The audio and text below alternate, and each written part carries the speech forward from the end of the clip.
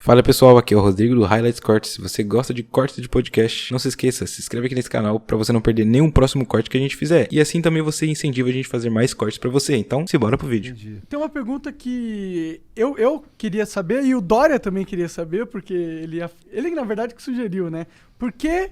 Mas eu também queria saber isso. Por que não tem um trem que vai de São Paulo pro Rio, meu? Por que não tem essa porra? É tipo...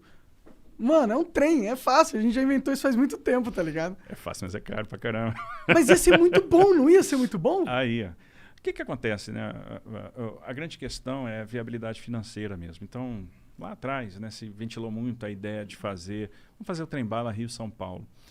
E o que não fez esse projeto prosperar? Uma incerteza muito grande do ponto de vista de engenharia, então tem uma questão topográfica para você vencer. O trem ele precisa se acomodar, né, a determinados raios de curvatura, volume, inclinações de rampa, enfim. Então, isso torna a obra muito cara. A gente está falando de uma obra que não se sabia exatamente quanto é que custava, mas na ordem ali de, sei lá, 40 bi, talvez até mais. Para isso funcionar, você precisa ter headways muito baixos, ou seja, a distância entre trens muito pequena, e trabalhar sempre com ocupação máxima e com valores de tarifa altos. E aí você percebe o seguinte: hoje, a grande limitação para a gente ter trem de passageiro no Brasil é que a gente ainda não percebeu que não é tarifa que remunera o serviço que vai botar um projeto desse de pé. Por exemplo, a gente está fazendo muita concessão ferroviária, retomamos o transporte ferroviário no Brasil. Pô, legal. E todo mundo me pergunta, que é um desejo do brasileiro. Essa sua dúvida é a dúvida do brasileiro geral. Todo mundo pergunta, pô, mas e o trem de passageiro? Eu quero andar de trem. Todo mundo tem esse desejo. Acho que o pessoal vai lá para fora, ou a turma mais antiga andou de trem de passageiro no Brasil. Todo país desenvolvido de verdade tem uma malha ferroviária incrível, né? Exato. Faz parte do desenvolvimento de um país. Se você pegar as nossas concessões, não tem vedação ao transporte passageiro. Ou seja, o concessionário poderia operar passageiro. Por que ele não opera? Porque eu vou suprimir capacidade da via, né? Vou subtrair alguns pares de trem-dia daquela via, e é uma operação que não vai gerar receita, né? Porque é muito melhor estar operando carga, dá muito mais dinheiro, né? Torna o negócio muito mais atrativo. Sempre quem governa a operação é a operação de passageiro, por causa da questão de segurança, etc. Existe então, um trem de carga que vai de São Paulo para o Rio? Existe. Ah, existe? Existe a linha da MRS que faz Rio de Janeiro-São Paulo. Entendi. Então, o que a gente precisa para dar esse passo na direção do trem de passageiros? Perceber que as operações, e uma coisa que o americano percebeu no século XIX, que as operações de passageiro vão ficar de pé a partir do momento que a gente aprender a explorar as receitas acessórias, que a gente conjugar operações de real estate, operações imobiliárias com a exploração da linha. Entendi. E esse passo pode ser dado a partir do momento que a gente aprovar ou mudar o nosso marco legal e trazer as autorizações para o nosso transporte ferroviário. O que é isso? Hoje, fazer ferrovia no Brasil é uma exclusividade do Estado, o que não faz o menor sentido, cá para nós. A gente já venceu essa barreira nos portos. Hoje, se um empreendedor quer tomar um risco de engenharia, quer fazer um terminal privado, ele vai lá, pede para fazer o investimento, ele demonstra que tem posse da área, que tem a fruição da área, que tem condição de licenciar e financiar aquele investimento, ele vai lá e faz, toma o risco.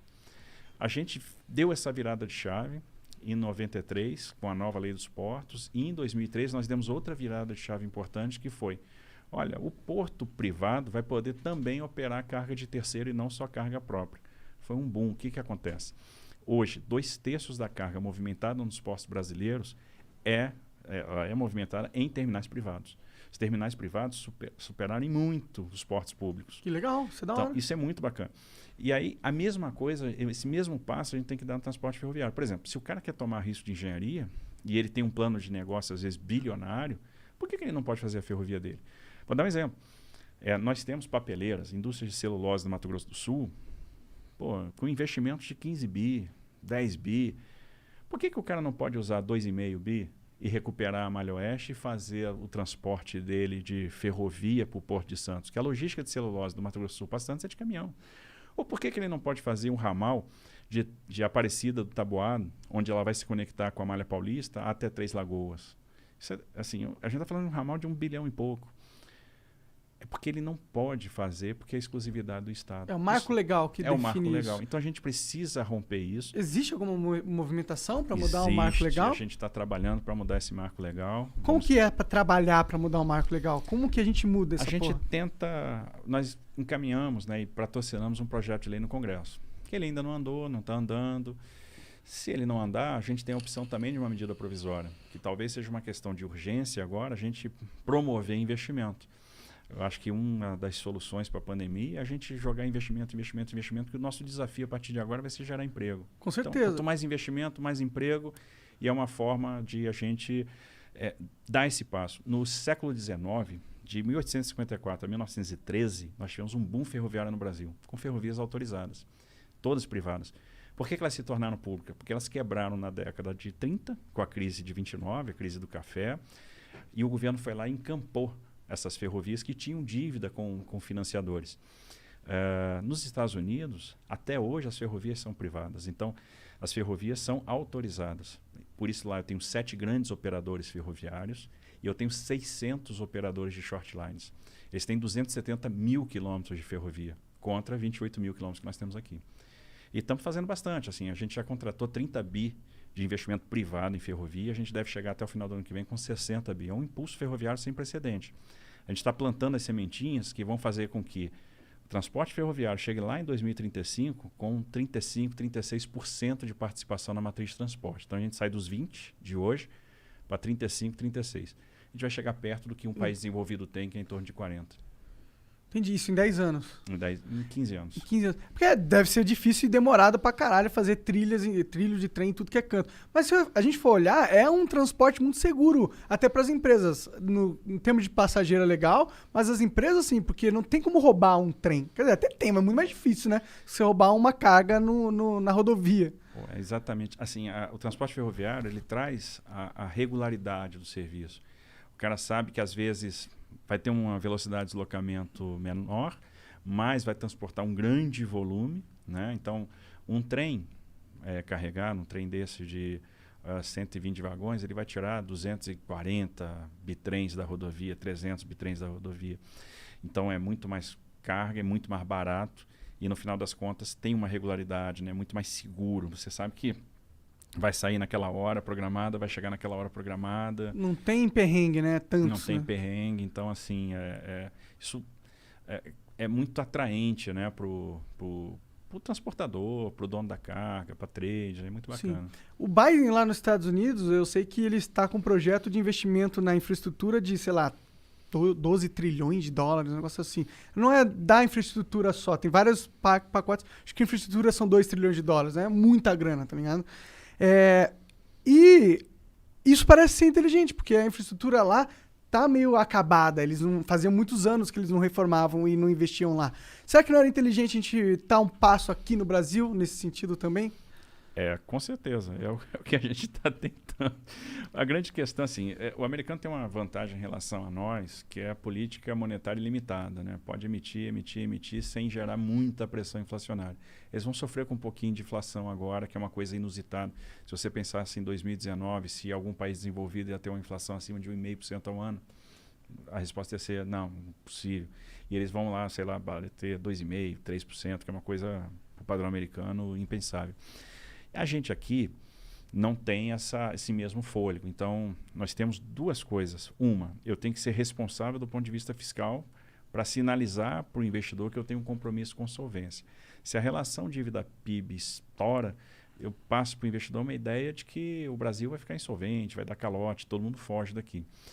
E a segunda coisa, eu tenho que trazer investimento privado. E aí é exatamente onde a gente está trabalhando. Vou fazer uma soma rápida aqui. A gente pensa assim nos trilhões lá de fora, fica com uma inveja danada. Eu confesso que eu fico também, tá? Fico doido para ver uns trilhões desses também. Mas vamos lá.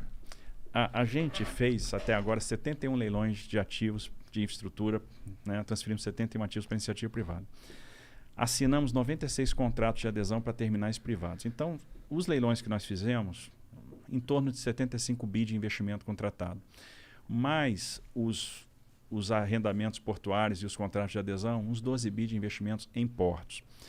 Agora, no segundo semestre, a gente começa uma temporada de grandes leilões. Vamos fazer de novo o leilão da rodovia Presidente Dutra, aí são 15 bi de investimento, 381 Minas, 262 Espírito Santo, são 7 bi de investimento. Aí nós vamos para... No início do ano que vem a gente faz os 6 lotes de rodovias do Paraná, 44 bi de investimento. Tem Ferrogrão, são mais 12 bi de investimento. Porto de Santos, aí são 10 bi de investimentos.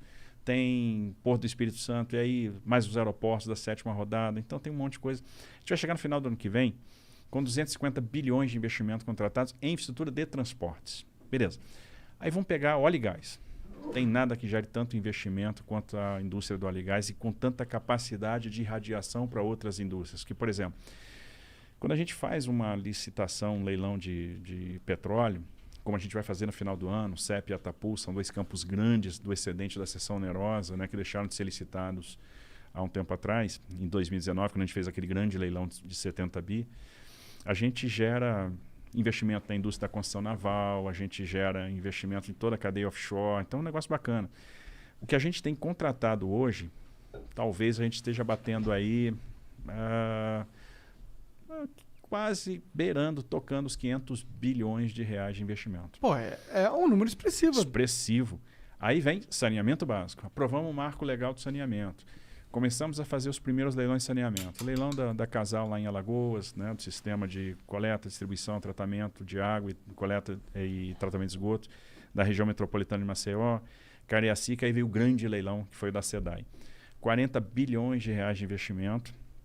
E uma parcela da outorga que vai ser também investida em recuperação ambiental, recuperação da despoluição da Baía de Guanabara, recuperação das lagoas da Barra da Tijuca, recuperação da Bacia do Guandu, mais 10 bi de investimento. Quando a gente vai somando o potencial de saneamento, do óleo e gás, de transportes, a gente vai começar, mais do que vem em linha de transmissão, leilões de geração de energia, muito hoje focadas na eólica e na solar e tal, a gente fácil vai tocar um tri. E não vai parar por aí. Então, a gente vai chegar a 1 tri de reais, né? Não é de dólar, privado. Todo privado que é interessante, que nos blinda também dos soluços fiscais. E a gente acaba ficando numa situação que, olha, mantive a minha rigidez fiscal, né? Comuniquei isso bem para o investidor, estou gerando muito investimento. A gente vai ver o Brasil virando um canteiro de obras em 24, 25, 26, 27, que ali essa coisa toda que está sendo plantada agora vai estar bombando. Por quê? A gente faz um leilão, vai lá na bolsa, bate o martelo e tal, beleza. Quebra o martelo. Quebra o martelo. Só quando tá com raiva, mas às vezes é comum estar com raiva, né? Não deve ser uma vida fácil, né? Não, eu tava brincando aqui com ele, dizendo o seguinte, é jogar Pitfall. E aí a galera mais antiga aí que jogou Atari vai lembrar. Fazer infraestrutura no Brasil, tem que pular um jacaré, tá ligado? Entendi. Fazer umas paradas sinistras. Você passa por cima do tronco bobo, pula na cabeça do jacaré, pega uns cipós. O negócio não é brincadeira não. Tem que ter resiliência, né? A gente é resiliente, é animado, tem fé, gosta da parada e tal. Então, quando você faz o leilão, você tem um tempo para assinar o contrato. Esse tempo leva uns 4 meses, que o cara tem que montar uma sociedade de propósito específico, né? Montar uma empresa, aportar garantia, tal, tem aquela burocracia toda, assina um contrato. Aí ele entra numa fase onde ele vai fazer projeto de engenharia, ele vai licenciar aquele empreendimento, né, ambientalmente, e mais importante, ele vai obter funding, porque para fazer tanto investimento, ele vai atrás da operação de crédito. Uma operação de crédito de grande porte, uma operação de crédito bilionário, uma emissão de debêntures, vai levar 8 meses, um ano e 2 meses. Então ele leva um tempo para estar com a grana. Então a gente não traz esse investimento logo para o início, porque sabe que vai, no final das contas, botar uma faca no pescoço do investidor. Então tem que dar um tempo para que isso transcorra naturalmente. Então você tem uma fase de serviços iniciais, depois o investimento pesado ele começa. Por isso que eu digo, 24, 25, 26 vão estar voando. Pode crer. Então vocês estão realmente plantando sementes. Elas demoram para dar frutos, né? Exatamente.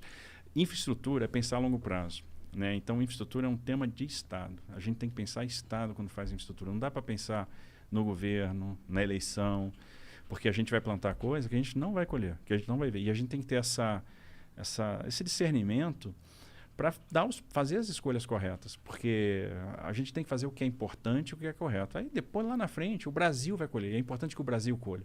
É importante deixar o fruto. Então a gente vai plantar agora e o Brasil vai colher esse fruto lá na frente. Então essa é a lógica de quem trabalha com infraestrutura. Tem que ser assim. E a gente nesse governo encarou a infraestrutura como uma questão de Estado. Aproveita e assista mais esses vídeos recomendados pelo próprio YouTube e se inscreve.